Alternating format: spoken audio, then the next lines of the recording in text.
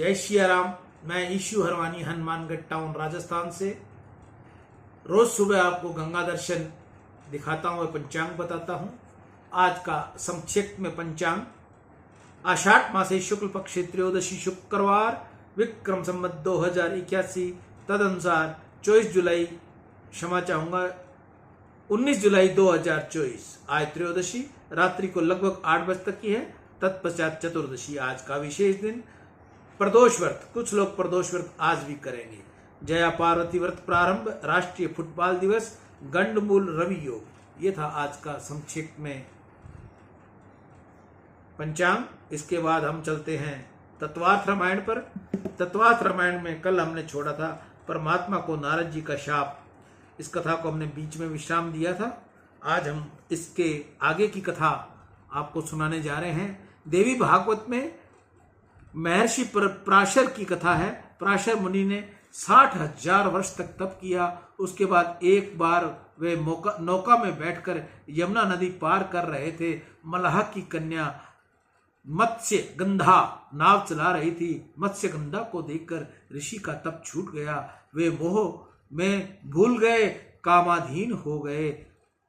मत्स्य गंधा ने कहा, मैं तो एक शूद्र केवट की कन्या हूं और आप पवित्र ब्राह्मण हो, आपके लिए ये योग्य नहीं। परंतु पराशर ऋषि अनुसंधान भूल गए। उन्होंने मत्स्य गंधा का हाथ पकड़ लिया और मत्स्य गंधा ने फिर कहा, अभी दिन का समय है, लोग हमें देखते हैं। दिवस में ऐसा कार्य करना शास्त्र द्वारा निषेध है। पराशर ऋषि ने तपोबल के प्रभाव से सूर्य को एक बादल की ओट में करके आसमान अंधकार उतार दिया। पराशर सूर्य को ढक सके परंतु काम को दबा सके नहीं। काम ऐसा परजल है, काम को जितना दुष्कार है, काम को जीतना दुष्कार है। जीवन में अंतिम श्वास तक काम के ऊपर विश्वास करना नहीं। काम किसी समय दगा करेगा, ये कहा जा सकता नहीं। भगवान शंकर पार्वती से कथा कहते हैं, नारद जी को कोई जरूरत न थी कि तो भी उन्होंने शील निधि राजा के से कहा कि तुम्हारी कन्या का हाथ मुझे देखना है। नारद जी कन्या का हाथ देखने लगे। हाथ की रेखाएं देखते ही विश्वास हुआ कि इस कन्या का विवाह जिस पुरुष के साथ होगा वह अजर अमर होगा। ऐसा योग इनकी हस्त रेखा में था। नारद जी को लगा कि अति उत्तम विश्व मोहनी सुंदरी मिले और साथ साथ अजर अमर पद भी मिले। इससे बढ़कर और क्या हो सकता है। किसी भी रीति से ये कन्या मुझे मिले तो मेरे सुख का पार न रहे।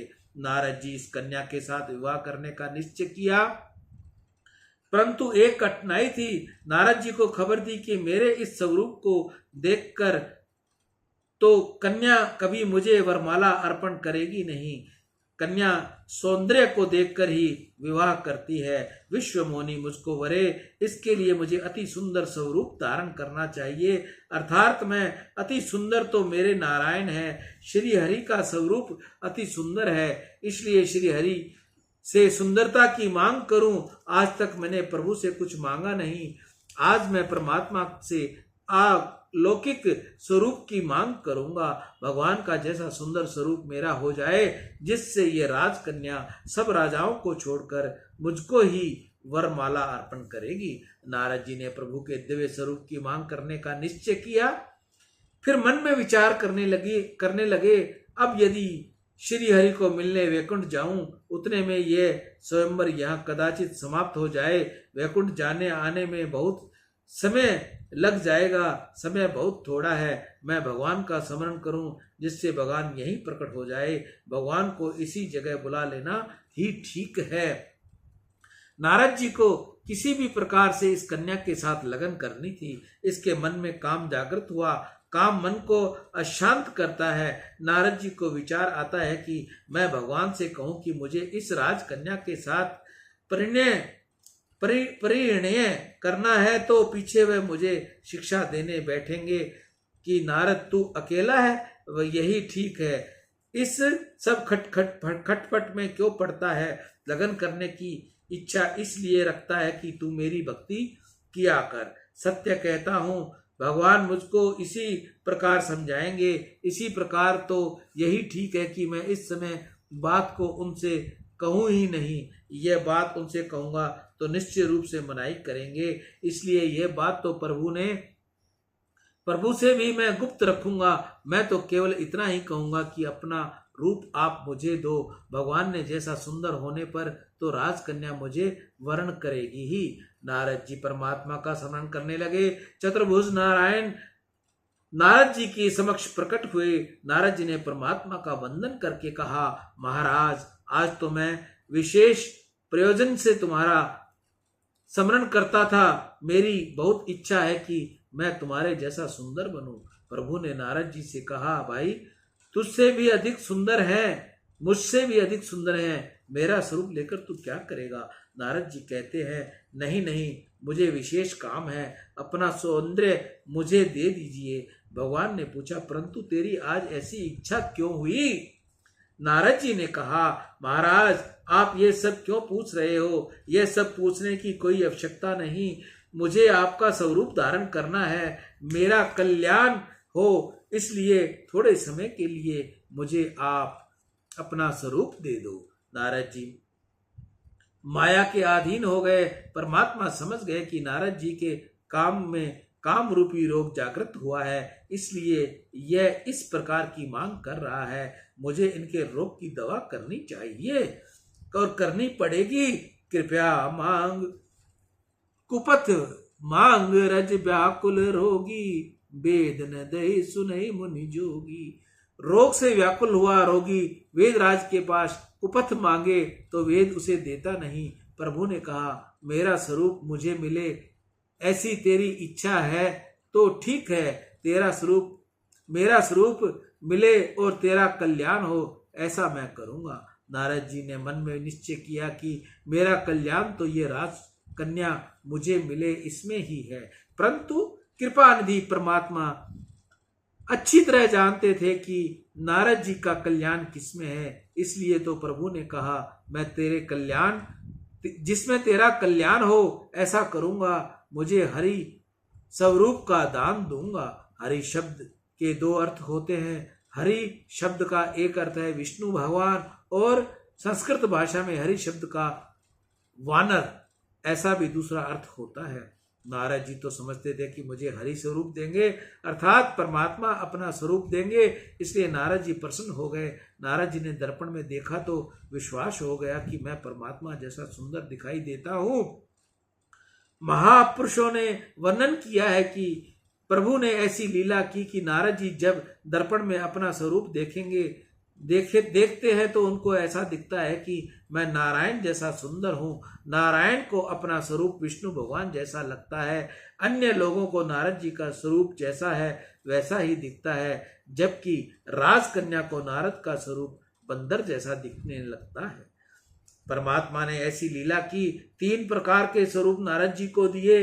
नारद जी दौड़ते हुए गए और स्वयंवर मंडप में जाकर बैठ गए। अनेक देश के राजाओं लोग महल में एकत्रित हैं, ऋषि लोग भी वहां आए हैं, राजा के वेश में भगवान नारायण भी वहां पधारे हैं। शील निधि राजा की अति सुंदर राजकन्या विश्वमोहिनी हाथ में जयमाला लेकर स्वयंवर मंडप में आती है। रुद्र के गण वहां बैठे हैं, वे सब वेद जानते हैं। उनको नारद जी का स्वरूप बंदर का दिखता है। वह नारद जी से कहते हैं, महाराज प्रभु ने तो तुमको बहुत ही सुंदर स्वरूप दिया है। राजकन्या तो तुमको ही वरण करेगी। रुद्रगण के उपहास करते थे, परंतु नारद जी समझ नहीं पाए कि वह तो ऐसा मानते थे कि मैं भगवान के समान रूपवान हूँ, इसलिए ये रुद्र गण जो कुछ कह रहे हैं वह स्वाभाविक ही है। नारद जी को तो विश्वास यह है कि एक बार राजकन्या मुझे देखेगी, तत्काल जयमाला मुझे ही वर्णन कराएगी, जयमाला मुझको ही मिलेगी। यह नारद जी राजकन्या का ही चिंतन करते हैं। नारद जी के मन में इतना मोह हो गया। राजकन्या जब सखियों के संग नारद जी के पास आई तो उसे नारद जी का स्वरूप बंदर में दिखाई पड़ा। राजकन्या को बहुत बुरा लगा कि यह बंदर स्वयंवर में कहां से आ गया। राजकन्या ने मुख फेर लिया। नारद जी अकुलाए ऊंचे नीचे हुए, कंठ से खांसने की ध्वनि करके आकर्षण किया। उसको ऐसा लगा रहा था कि एक बार राजकन्या मुझे देख ले तो ठीक है, परंतु राजकन्या ने एक बार भी उसकी तरफ देखा नहीं, जबकि उसे विश्वास हो गया कि यह तो वानर है। नारद जी अतिशय व्याकुल हो गए। राजकन्या ने मेरी तरफ देखा भी नहीं। कामाद होकर नारद जी अनुसंधान भूलकर बहुत चंचल बने। नारद जी ने चंचलता का बहुत वर्णन किया। राजकन्या ने राजा के वेश में पधारे परमात्मा को जयमाला अर्पण कर दी। नारद जी को बहुत दुख हुआ। वे अत्यंत व्याकुल हुए। तब वहां बैठे हुए रुद्रगण हंसने लगे और उन्होंने कहा, अपना मुंह जरा दर्पण में देख जाओ। नारद जी वहां से उठकर चले गए। जल में प्रतिबिंब देखा तो दिखाई पड़ा कि मुझे तो वानर का स्वरूप मिला है।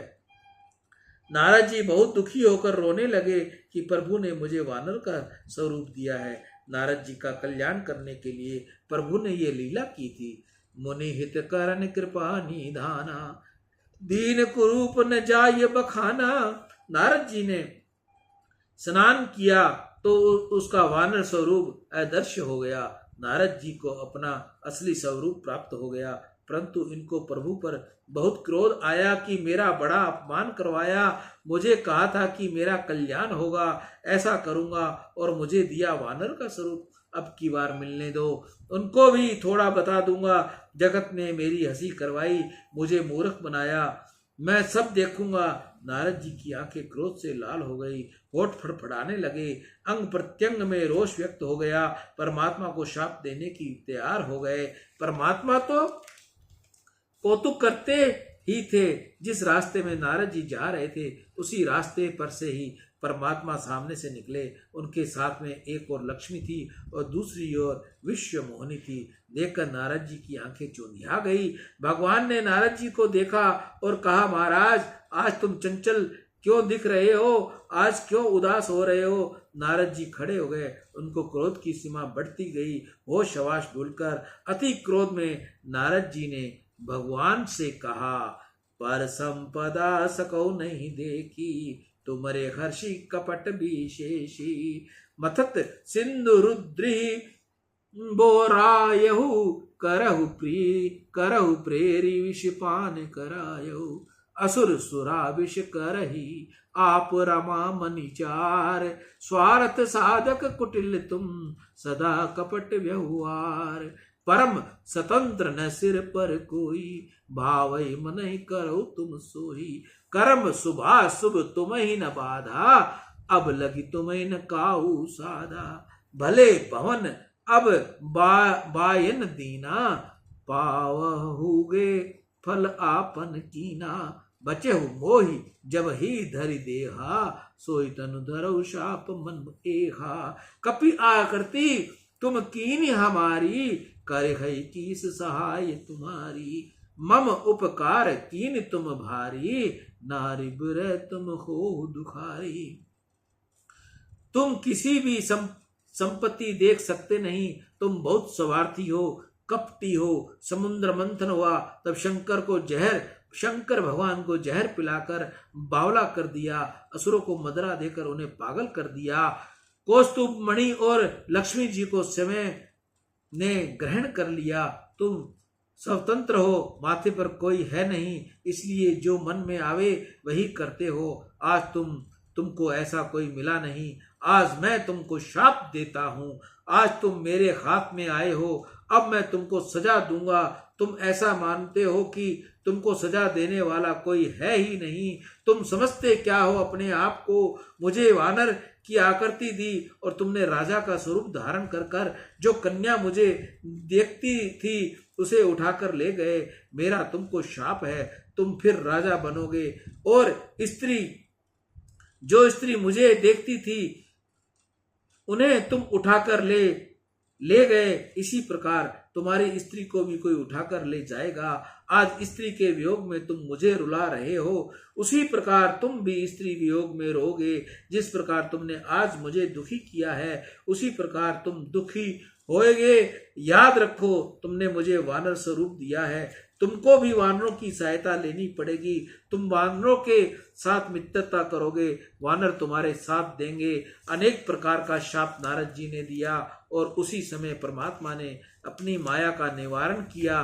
प्रभु ने ऐसी लीला की कि यहाँ वहां विश्व मोनी नहीं, राजमहल नहीं, शील निधि राजा नहीं और सुयोजन नगरी भी नहीं, अकेले परमात्मा हैं और नारद जी हैं। प्रभु ने जैसा माया का आकर्षण किया कि नारद जी अपने स्वरूप में आ गए। नारद जी को विश्वास हुआ कि ये तो प्रभु की माया ही मैंने देखी थी, मेरा मोह दूर करने के लिए प्रभु ने ये सब लीला की। मैं कैसा कामाद हो गया, मेरी बुद्धि बिगड़ गई, मैं कर्कश वाणी से अनुचित शब्द बोल पड़ा, मैंने अपने भगवान की निंदा की, मैंने प्रभु को शाप दे डाला। मैंने आज ये किया क्या? मैं पापी हूँ, मेरा अब पतन हो जाएगा। नारद जी अत्यंत ही व्याकुल हुए। नारायण के चरणों में वंदन करके बोले, मुझे सजा दो, मेरे पापों का विनाश हो जाए, ऐसा कोई सत्कर्म मुझे बताओ। प्रभु ने कहा, तुमको शिवजी की आज्ञा को भंग किया, इसलिए तुम्हारी ये दुर्दशा हुई, इसी से तुम्हारी बुद्धि बिगड़ी, तुमने शिवजी का अपराध किया। तुम भगवान शंकर के नाम का जप करो, शिवजी की पूजा करो, पंचाक्षर मंत्र का जाप करो और शिवजी की आराधना करोगे, तभी तुम्हारे पाप का विनाश होगा। जही पर कृपा न करहि पुरारी, सो न पाव मुनि भक्ति हमारी।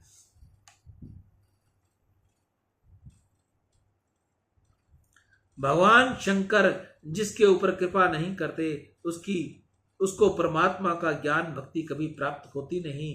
भगवान शिव समस्त वैष्णव के आचार्य हैं। जगत में जितनी भक्ति संप्रदाय हैं उन सब के आदि गुरु भगवान शंकर हैं। शिव कृपा से ही कृष्ण भक्ति मिलती है, शिव कृपा से ही राम भक्ति मिलती है। भगवान शंकर कृपा करें तो ज्ञान में स्थिरता आती है। भगवान नारद जी से कहते हैं, तुम शिव जी के नाम का जप करो, भगवान शंकर तुमको अतिशय प्रिय हैं। को नहीं शिव समान प्रिय मोरे, जगत में मुझे शिव के समान कोई प्यारा नहीं, भगवान शंकर मेरी आत्मा है। नारद जी ने कहा, महाराज आपकी आज्ञा मैं शिरोधार्य करता हूँ, परंतु आप एक कृपा करो, मेरी इच्छा है कि मैंने आपको जो शाप दे डाला वह झूठा हो जाए। परमात्मा ने सिमत हास्य करके कहा, नारद जी तुम्हारा वचन मिथ्या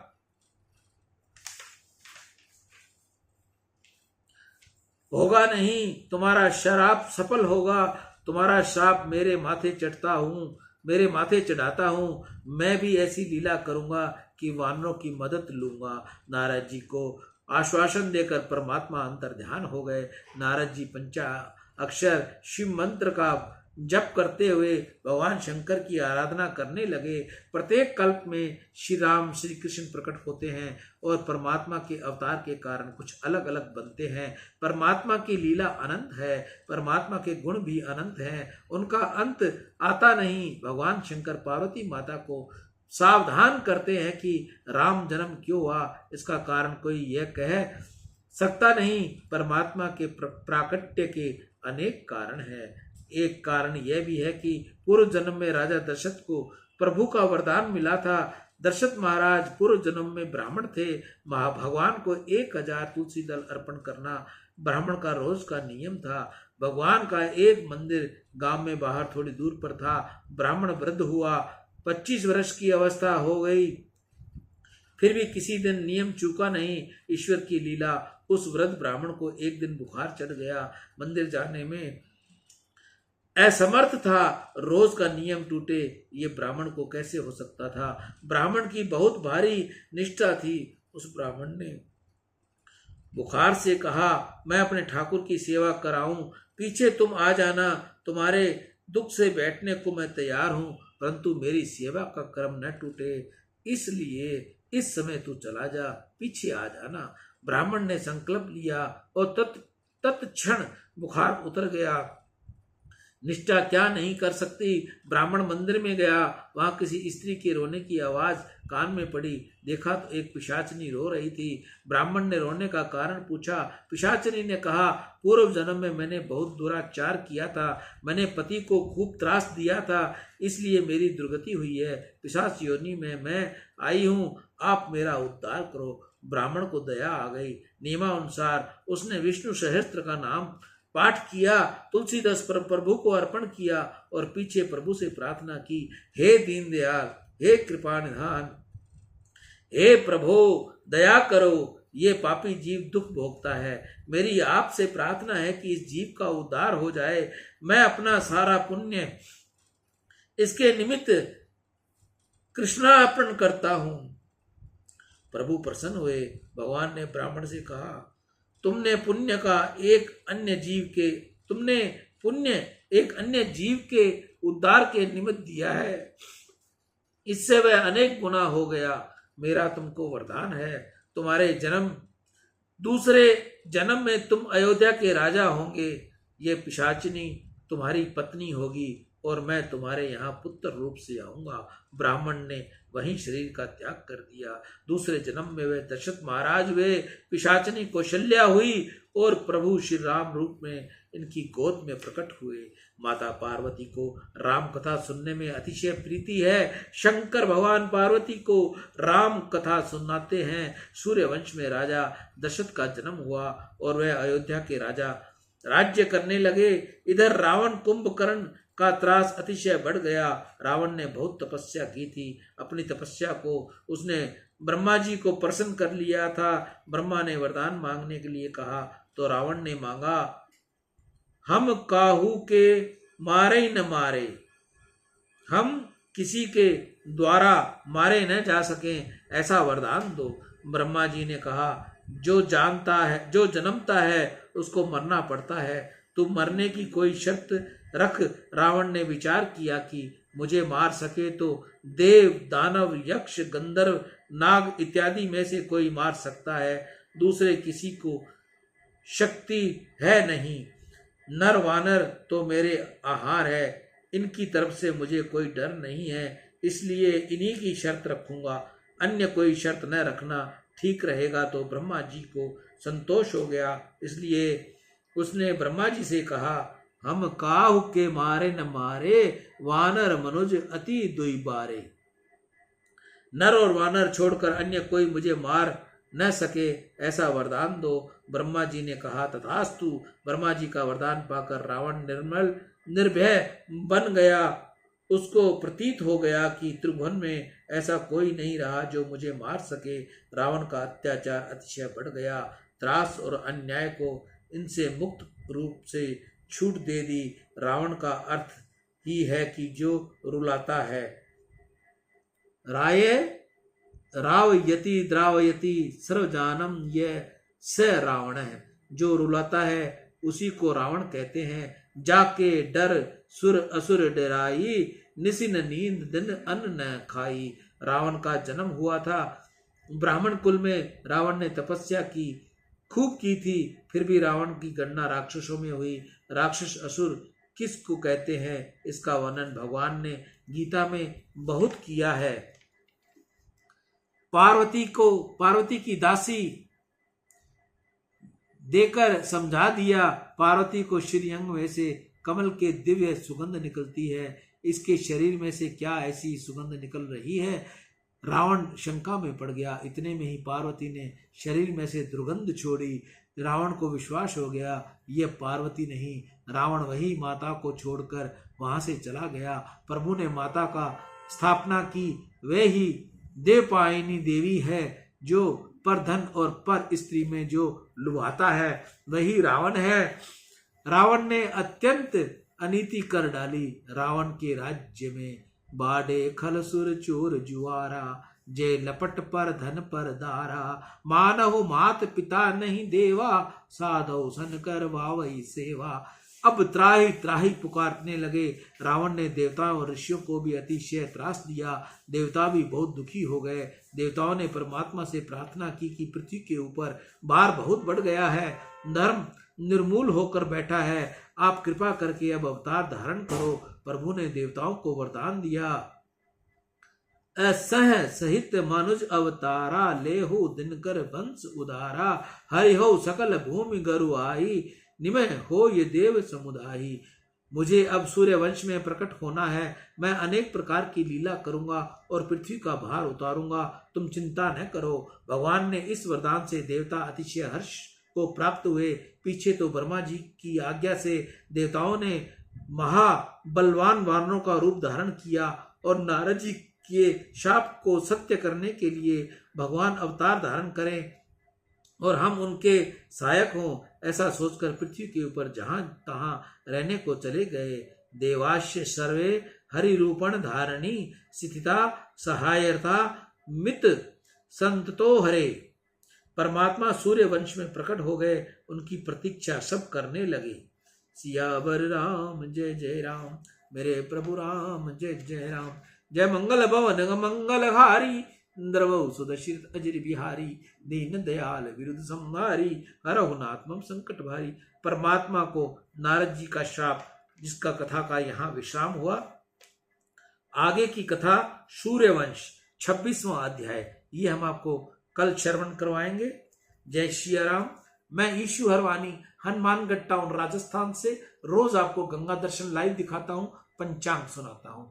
माताओं बहनों के लिए भी मैं एक प्रार्थना रोज करता हूँ। जिस माता बहन के घर तुलसी का पौधा जो उसने सालों साल तक पूजा अर्चना की है, आज किसी कारण से वह विसर्जन हो गया है, तो मेरी उन माताओं बहनों उन भाइयों से मेरी प्रार्थना है, उस पौधे को बाहर कहीं न फेंके, बाहर कहीं न छोड़े। उस पौधे को साफ सुथरा करके साफ वस्त्र में रखकर अपने पूजा स्थान पर रखिए, उसकी भी पूजा कीजिए। वह पौधा, वह तुलसी का काष्ठ बहुत उपयोगी है। अगर आप चाहो कि आपको इस काष्ठ की तुलसी की माला बनकर मिले, तो ये सेवा मेरी बिल्कुल निःशुल्क है। आप वो तुलसी का पौधा, उसकी काष्ठ कोरियर कर मुझ तक भेजिए, मैं जल्द से जल्द आपको उसकी माला बनाकर आप तक भेजूंगा। आने जाने का कोरियर आपका रहेगा, बनवाने का किसी प्रकार का कोई सेवा शुल्क आपसे नहीं लिया जाएगा। मैं ईशु हरवानी तुलसी की माला गंगा दर्शन से रोज आपको गंगा दर्शन दिखाता हूँ। ईशु हरवानी, हनुमानगढ़ टाउन, राजस्थान। राम।